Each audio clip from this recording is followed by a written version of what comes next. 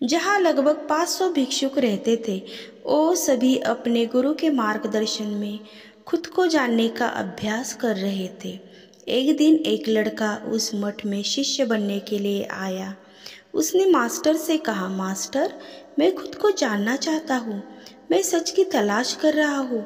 मैं पता लगाना चाहता हूँ कि सच क्या है। मास्टर ने उसकी ओर देखा और कहा कि अगर तुम सच जानना चाहते हो तो तुम्हें अपना पूरा जीवन दांव पर लगाना होगा। सच को जानने में तुम्हारा पूरा जीवन लग सकता है, फिर भी इस बात की गारंटी नहीं है कि तुम्हें इस जीवन काल में सच का पता लगेगा या नहीं। क्या तुम इसके लिए तैयार हो? शिष्य ने कहा, मास्टर, मैं यहाँ पीछे मुड़ने के लिए नहीं आया हूँ। मैं इसके लिए तैयार हूँ।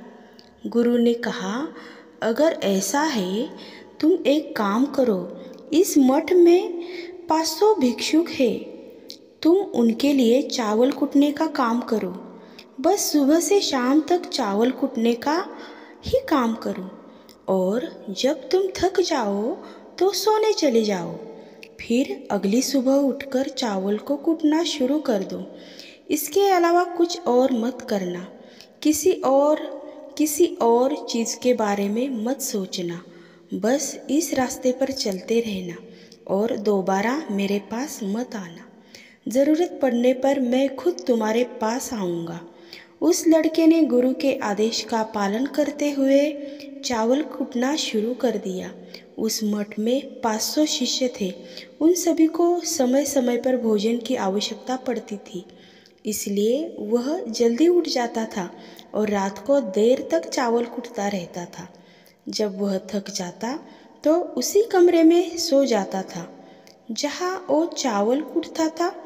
वो किसी से बात नहीं करता था और ना ही कोई उससे बात करने के लिए उसके पास आता था। कुछ महीनों तक चावल कूटते हुए उसके मन में पुराने विचार आते रहे, लेकिन उन विचारों को कोई नया विषय नहीं मिला, तो वह अपने आप ही मिट गए। धीरे धीरे उसके मन में विचार कम होने लगे। कुछ सालों के बाद तो अपना नाम तक ही भूल गया। वह हमेशा चुप रहता और विचारहीन अवस्था में बस चावल कूटता रहता। उसने ना तो कभी ध्यान किया था और ना कभी शास्त्र पढ़ा था। मठ के बाकी शिष्य उसे मूर्ख समझते थे। ऐसे करते हुए 12 साल बीत गए। 12 साल बाद एक दिन मास्टर ने घोषणा की, अब मेरा आखिरी समय आ रहा है। मठ का मुखिया होगा। इसलिए मेरा कोई भी शिष्य है जिसे लगता है कि उसे आत्म साक्षात्कार हो गया है और उससे खुद को जान लिया है, तो रात को मेरे दरवाजे के पास आकर इस दीवार पर कुछ पंक्तियाँ लिखे जिसमें उसकी ज़िंदगी का सारा अनुभव समाया हो। कई शिष्यों ने ऐसा करने के बारे में सोचा, पर मठ के प्रमुख शिष्यों में से एक ने वहां जाकर कुछ पंक्तियां लिखी।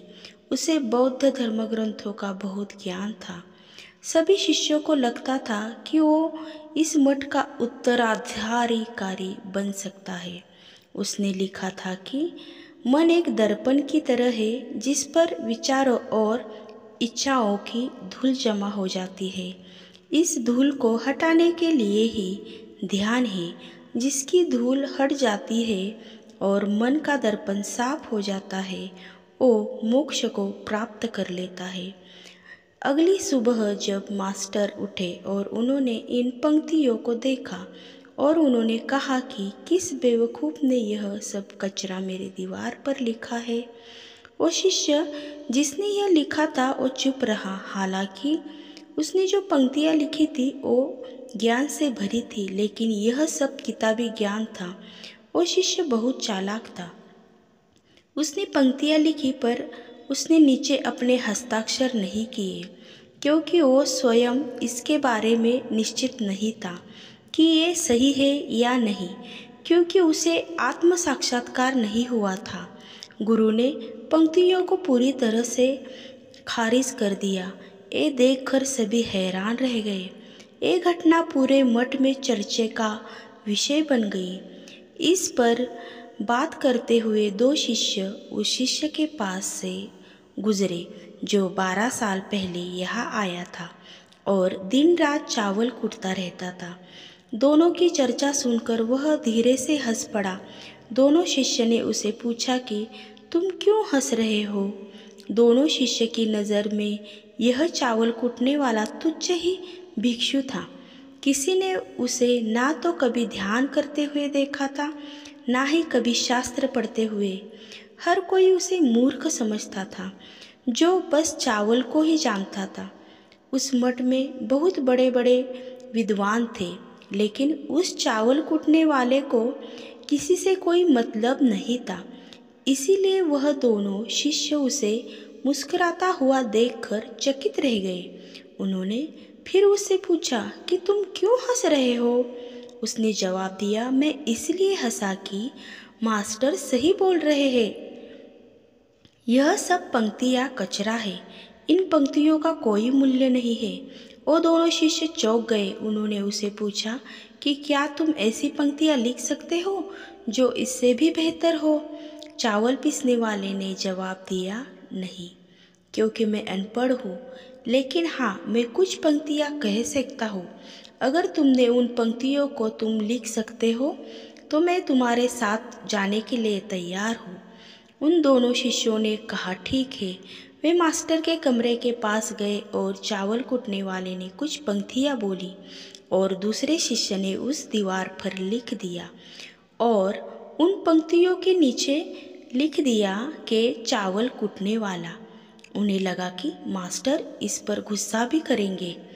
जो पंक्तियाँ उसने लिखने के लिए कहा था बहुत अद्भुत थी और वो पंक्तियाँ थी, मन तो बस एक का भ्रम है, ना तो मन है, ना ही मन का कोई दर्पण है, और जब मन ही नहीं है तो धूल कहाँ ठहरेगी।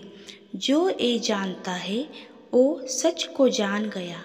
जब गुरु ने ये पंक्तियाँ देखी तो वे आधारित को उठे और चावल कूटने वाले के पास गए।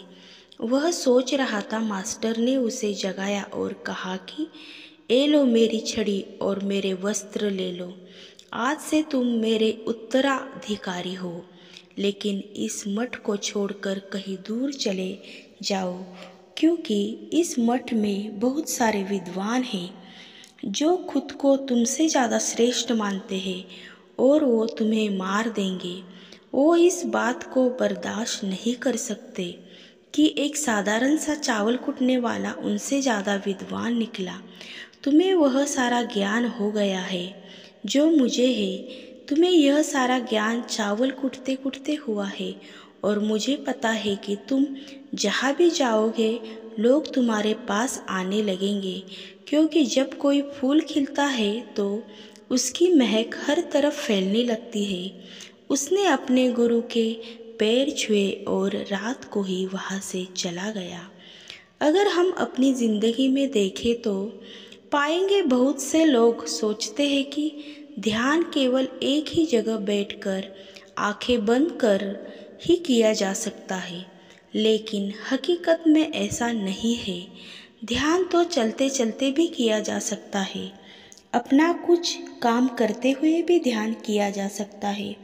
असल में ध्यान का मतलब यह है कि आप जो भी काम कर रहे हैं उसे अपनी शिद्दत से करें कि आपको आपके शरीर का ख्याल भी ना रहे। बिल्कुल उस चावल पीसने वाले की तरह जो चावल कूटने में इतना मगन हो गया कि उसको खुद का कोई ख्याल ही नहीं रहा। उसने चावल कूटते हुए ही उसने आत्म साक्षात्कार प्राप्त किया। हर समय वर्तमान में रहना और कुछ नहीं सोचना। मन तब तक ही है जब तक विचार है। जब विचार ही नहीं रहेंगे तो मन भी गायब हो जाएगा। जब मन ही नहीं रहेगा तभी तुम अपने आप को अच्छे से जान पाओगे। असल में हमें अपने वास्तविक रूप को जानने के लिए कोई अन्य साधना करने की आवश्यकता नहीं है। हम जो कुछ भी कर रहे हैं बस उसमें हमें पूरी तरह से खो जाने की ज़रूरत है। अपने काम में इस कदर से लीन हो जाओ, क्या आपका काम भी ध्यान बन जाए। इस तरह से हम अपनी ज़िंदगी में भी अगर ज़्यादा सोचते हैं तो इसका कोई भी मतलब नहीं है। अगर हम ज़्यादा सोचते रहेंगे तो हमारे अंदर मन में कोई भी अनावश्यक कचरा आ जाएगा। इससे हम कभी भी अपने आप को जान नहीं पाएंगे, भगवान का ध्यान नहीं कर पाएंगे। इसीलिए हमें अनावश्यक और जो भी फालतू का है इसे हमें सोचना नहीं है। हमें ज़्यादा सोचने की ज़रूरत नहीं है। हमें जो भी है भगवान के ऊपर ही अपना विश्वास बनाए रखना है और अपने काम को ही, अपने कर्म को ही हमें भगवान मानना है। अपना काम जो है हमें बहुत ही अच्छे से और प्रामाणिकता से करना चाहिए। तो दोस्तों, आज का ये वीडियो आपको कैसा लगा ये हमें ज़रूर बता दीजिए। हमारे परमात्मा भक्ति सागर चैनल को बहुत सारा प्यार दीजिए और बहुत सारा सपोर्ट कीजिए। ऐसे ही हम नए स्टोरी, मोटिवेशनल वीडियोस और बहुत ही अन्य आपको जो महत्वपूर्ण होंगे ऐसे वीडियोस हम हमेशा बनाते रहेंगे। हमारे चैनल पे बने रहने के लिए आप हमारे चैनल को सपोर्ट कीजिए और हमारे चैनल को सब्सक्राइब कीजिए, लाइक कीजिए, शेयर कीजिए और बेल आइकॉन भी प्रेस कर दीजिए। हमारे चैनल पे आने के लिए आप सभी का बहुत सारा प्यार और बहुत सारा धन्यवाद। आप सब हमेशा खुश रहे और अपनी ज़िंदगी बहुत ही अच्छी तरह जिए। कोई भी परेशानी आप लोगों को कभी ना आए। आप अपने कर्म को ही अपना भगवान मानिए, भगवान पे भरोसा रखिए और अपना जो जीवन है वो बहुत ही सुखी हो जाइए। तो यही शब्दों में हम आपकी रज़ा लेते हैं और यहाँ पे ही आज का ये हमारा वीडियो हम ख़त्म करते हैं। तो दोस्तों, बहुत सारा प्यार और बहुत सारा धन्यवाद।